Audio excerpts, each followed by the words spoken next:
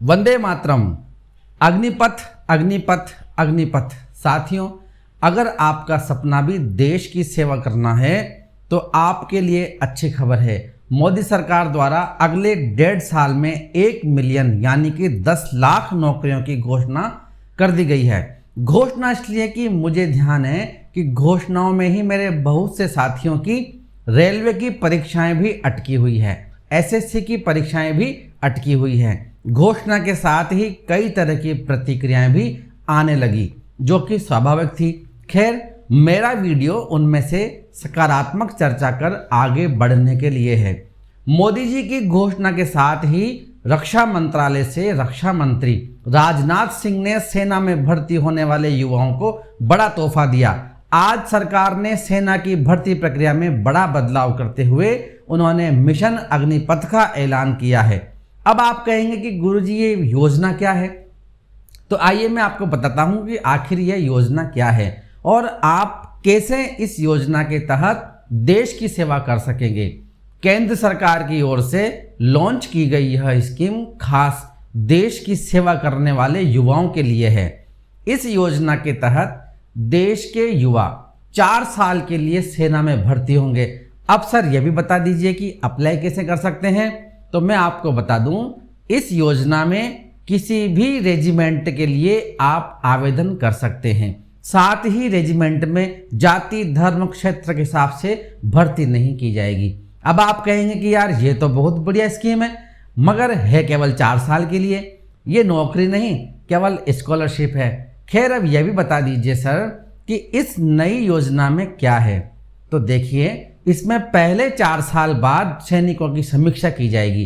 25% को आगे के लिए मौका मिलेगा, बाकी को नौकरी छोड़ते वक्त सेवा निधि पैकेज 11.7 लाख रुपए मिलेंगे। योजना में पेंशन नहीं होगी, एक मुश्त 11.7 लाख रुपए मिलेंगे, अर्थात 12 लाख रुपए मिलेंगे।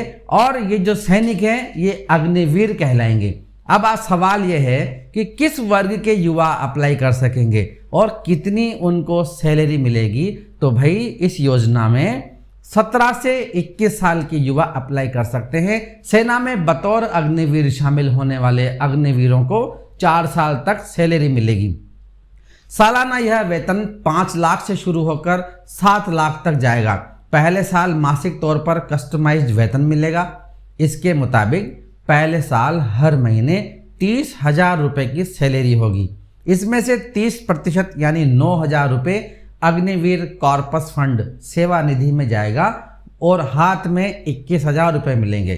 दूसरे साल अग्निवीर का वेतन बढ़कर 33,000 रुपये हो जाएगा। इसमें से भी 30% यानी 9,900 रुपये सेवा निधि फंड में कट जाएगा। बाकी बचे 23,100 रुपये हाथ में आएंगे। सेवा निधि फंड के लिए जितना पैसा अग्निवीर का कटेगा उतना ही सरकार की तरफ से भी मिलाया जाएगा। सेना 30 साल में सैलरी बढ़कर 36,500 रुपये हो जाएगी।